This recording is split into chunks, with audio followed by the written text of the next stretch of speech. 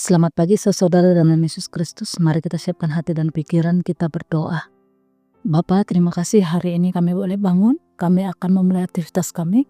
Tuhan sertai dan berkati kami. Biarlah apapun yang kami lakukan seturut dengan kehendak Bapa. Kami mau mendengarkan sabdamu, berkata-katalah kepada kami. Dalam nama Yesus kami berdoa. Amin.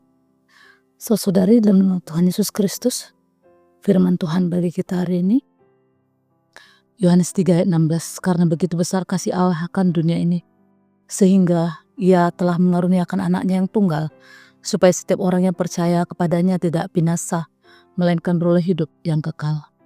Saudara, ayat ini sering disebut Injil dalam satu ayat, bukan sekedar pernyataan teologis, melainkan pengumuman yang mengubah takdir manusia, karena sifat kasih Allah anugerah bagi yang tidak layak.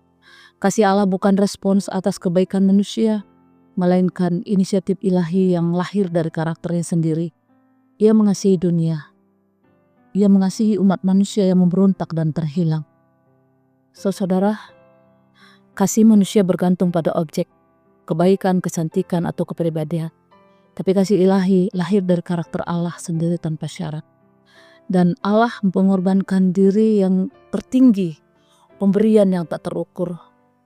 Kata mengaruniakan menyeratkan penyerahan total. Allah tidak sekedar mengirim tetapi mengorbankan anaknya sebagai tebusan dosa. Yesus adalah anak tunggal, menegaskan keunikannya sebagai Allah sejati yang menjadi manusia. Pengorbanannya adalah solusi atas ketidakmampuan manusia, itu pembayar dosa. Sejarah menggambarkan betapa dalamnya pengorbanan ini. Dan Winston Churchill mengirim putranya ke medan perang, tapi Allah mengutus putranya ke dunia untuk mati bagi musuhnya. Dan kasih ini adalah untuk seluruh dunia yang berdosa. Kata dunia dalam Injil Yohanes sering merujuk pada sistem manusia yang memberontak terhadap Allah. Ini menegaskan kasih Allah tidak eksklusif untuk kelompok tertentu. Meski bersifat universal, kasih ini hanya efektif bagi yang merespons dengan iman. Ini menjawab tegangan antara kedaulatan Allah dan tanggung jawab manusia. Dan respons manusia adalah saudara iman yang bertindak. Percaya bukan sekadar pengetahuan intelektual, melainkan percayaan aktif yang melibatkan penyerahan diri seperti dijelaskan dalam Yakobus 2 ayat 26. Iman tanpa perbuatan adalah mati. Iman sejati berarti menerima Yesus sebagai Tuhan dan Juru Selamat, serta hidup bagi Dia. Ini termasuk pertobatan dan komitmen mengikuti kehendaknya. Jadi saudara, di dalam kehidupan kita terimalah anugerah ini. Jika kita berdosa, mari kita akui dan terima Yesus sebagai Juru Selamat. Ia menjanjikan barang siapa datang kepadaku, ia tidak akan kubuang. Dan hiduplah dalam kasih-Nya, tinggal dalam kasih Kristus dengan menaati perintah dan terutama saling mengasihi. Dan jadilah saksinya saudara. Saksi kasih-Nya sebagai mana Allah mengutus Yesus. Utuslah diri kita untuk membagikan kabar baik kepada dunia yang terluka, pada orang-orang yang mungkin membutuhkan pertolongan dan kasih dari kita. Dan pegang janji kekal dalam pergumulan apapun. Ingatlah bahwa hidup kekal adalah kepastian bagi orang percaya.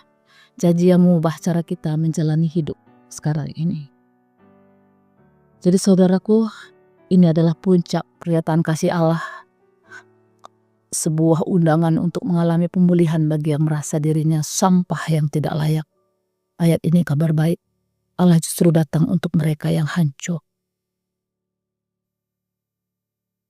Kita mengasihi karena Allah lebih dahulu mengasihi kita. Amin. Mari kita berdoa. Tuhan, terima kasih.